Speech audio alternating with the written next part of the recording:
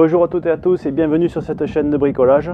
Aujourd'hui je vais vous parler de moteur à arbre à cam en tête et de contrôle de jeu au poussoir hydraulique. C'est le moteur de mon Scénic, c'est le moteur sur lequel j'ai remplacé des injecteurs. Mais le fait d'avoir remplacé des injecteurs met en évidence un autre problème. J'ai un balourd et un claquement sur ce moteur, quelque chose d'important que je n'entendais pas avant parce que le moteur ne tournait pas rond, mais maintenant qu'il tourne rond, eh bien j'entends vraiment ce claquement moteur et ça c'est pas bon signe. Donc je vais commencer par faire un contrôle simple, un contrôle au jeu, aux soupapes, mais en fait c'est pas vraiment aux soupapes puisque c'est un arbre à cam en tête et la soupape est pilotée par un poussoir hydraulique.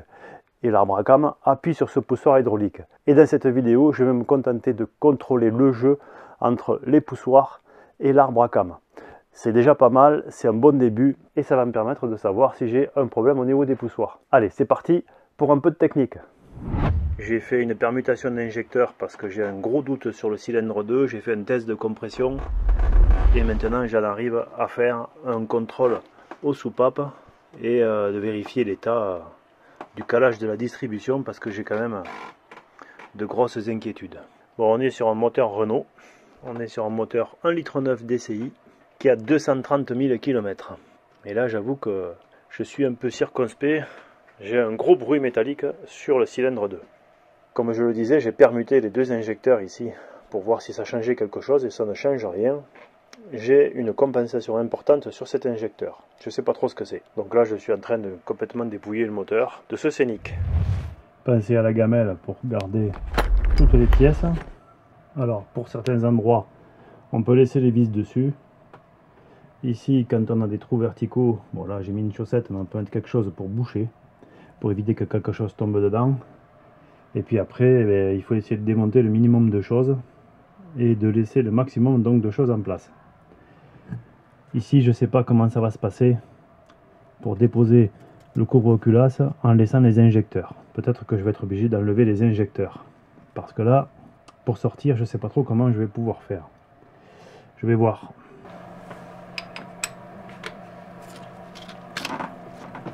Ouh, c'était pas serré ça. C'est absolument pas serré. D'accord.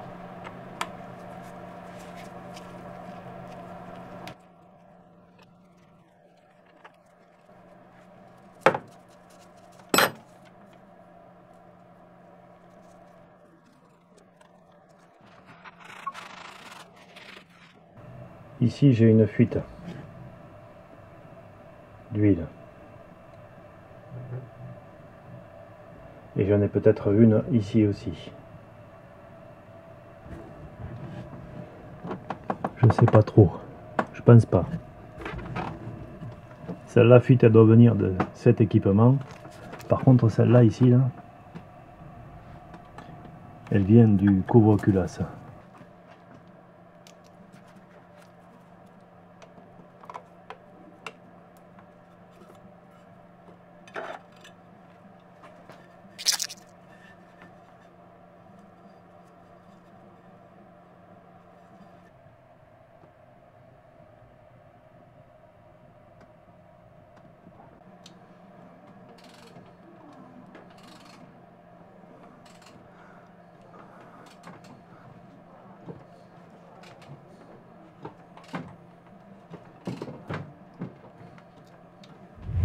Alors là, il y a un échappement, une admission. Et l'échappement, c'est 4 dixièmes.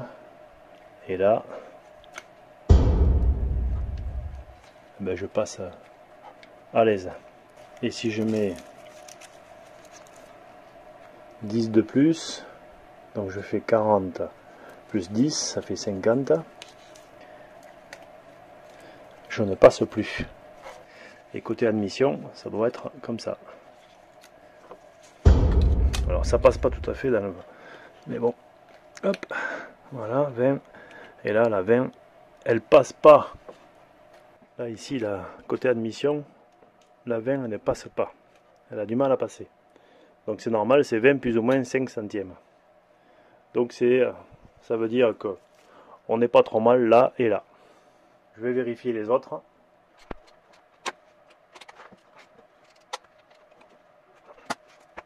Donc je vais vérifier là le cylindre numéro 1 par exemple, pour voir si j'ai les mêmes défauts et les mêmes valeurs. Donc je reprends 30, 40. Le 40 il est là.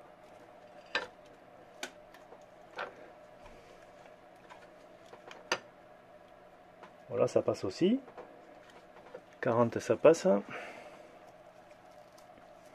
Je vais y rajouter 10. 15. 10. J'y rajoute 10. Ça fait 50. Et je regarde. 50 ça passe pas. Donc c'est pareil sur le 1. Le 20 ça passe. Ça passe pas le 20. Le 15, voyons voir. Ouais, le 15 il passe. Voilà. Donc, côté admission, c'est bon. Côté échappement, c'est un peu fort. Mais bon. Je vais vérifier entre les deux, le 1, le 2, et le 3 et le 4, hein, qui semblent avoir une meilleure compression. Je vais voir si j'ai vraiment une grosse valeur, une grosse différence. Allez, côté 3. Côté 3, c'est pareil. Je dois avoir environ 45 parce que la 40 passe et la 50 ne passe pas. Donc j'ai les mêmes valeurs ici de jeu au niveau de la soupape d'échappement. Et je vais mesurer celle-ci là, l'admission. L'admission, c'est pareil, ça passe pas. Alors je sais pas si on va bien voir, mais on est ici là. Donc là, ça passe pas. Il n'y a rien à faire, ça passe pas dessous. Et je suis à 2 dixièmes. Donc j'ai fait pareil pour les soupapes d'admission et d'échappement.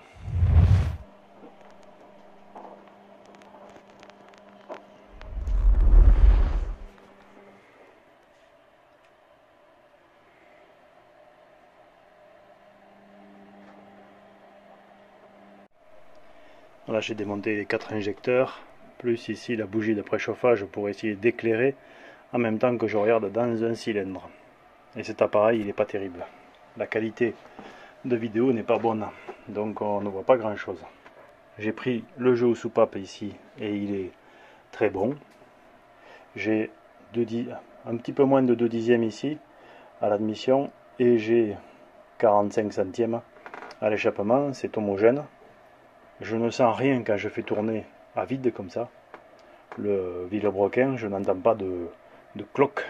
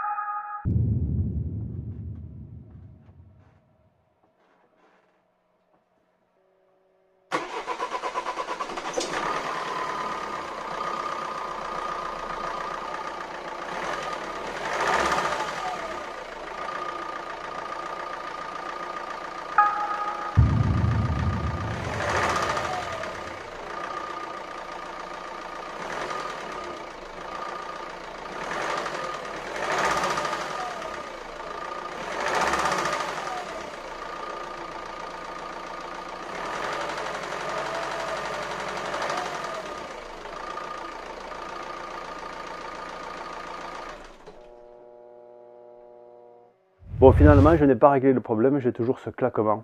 Et ça, c'est pas bon signe. Il va falloir faire autre chose. Et en fait, je suis en train de faire autre chose.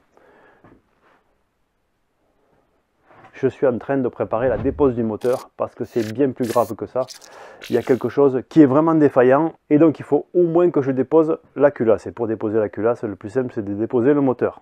Enfin le plus simple, c'est pas vraiment le plus simple parce que déposer un moteur c'est pas si simple. Je vous donne donc rendez-vous pour d'autres épisodes de mécanique automobile. Ne vous inquiétez pas pour ceux qui n'aiment pas trop la mécanique automobile, il y aura entrecoupé des épisodes sur d'autres domaines. Je vous dis à très bientôt, pensez à liker, pensez à partager, pensez à vous abonner si vous n'êtes pas encore abonné en cliquant sur la notification et revenez me voir pour d'autres épisodes de bricolage. À très bientôt.